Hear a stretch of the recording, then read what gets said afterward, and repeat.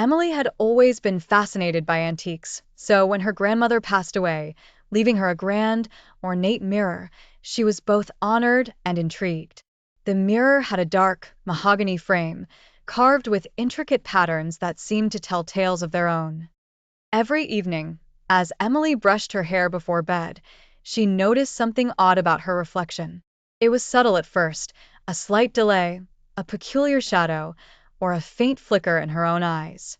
But she brushed it off, attributing it to her imagination. One night, however, as she gazed at herself in the mirror, she froze. Her reflection blinked, but she hadn't. Emily's heart began to race. She leaned closer, examining her own face, waiting to catch any other strange movements. Just as she began to calm down, her reflection's lips twisted into a smile, a sinister, knowing smile.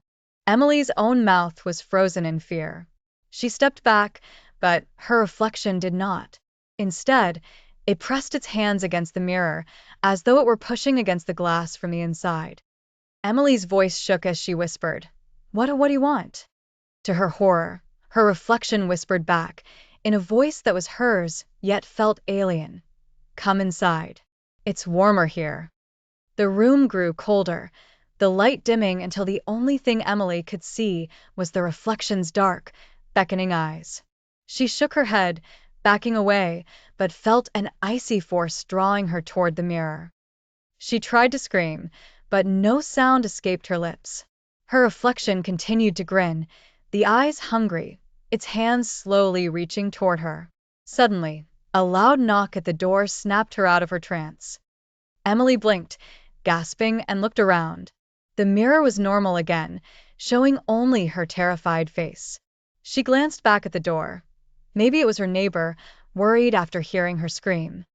But when she opened the door, no one was there. The hallway was empty, eerily silent. She quickly locked the door, her hands shaking, and turned back toward the mirror, only to find it gone. In its place, she saw a gaping, dark void, stretching endlessly as if the mirror had been a gateway to somewhere else. From that darkness, she heard faint whispers, voices calling her name, voices that sounded like her own. Emily's knees weakened, but she couldn't look away. The whispers grew louder, filling the room until she was nearly deafened by them. Just then, something inside the void began to move. She could make out her own face staring back at her from within the darkness, but it wasn't her. It was the reflection, the one that had been waiting, watching. Desperately, Emily stumbled back, but felt herself being pulled closer by an invisible force. Her feet slid on the floor, dragging her toward the mirrorless wall.